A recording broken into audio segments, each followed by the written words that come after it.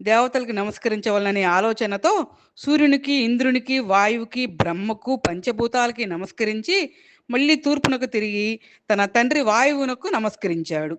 ఇలా నమస్కరించగానే హనుమ శరీరం పెద్దది కాసాగింది. 4 పాదాల మీద వానర రూపంతో అడ్డంగా నిలబడిన హనుమ శరీరం 4 దిక్కులకు ఊర్ధ్వ దిక్కుకు పెరగసాగింది. వానరులు మొదట చూచినప్పుడు ఆంజనేయుని మెడ ఉన్న చోటికి ఇప్పటి హనుమకి చీలమండలు వచ్చాయి. అంత ఎత్తెదిగాడు.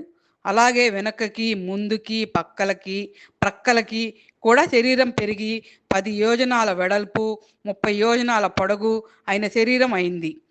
పర్వదినాల్లో సముద్రునిలా పరమోత్సాహంతో ఉన్నాడు హనుమ. నమస్కరిస్తూ నిలవబడిన అంగదాది వానరాలు తమ మెడని ఎత్తినా చూడలేనంత ఎత్తుగా పెద్దగా అయ్యాడు హనుమ. ఎగురదలిచిన హనుమ ఒక్కసారి పర్వతం మీద ఊగగానే పర్వతం కదలసాగింది.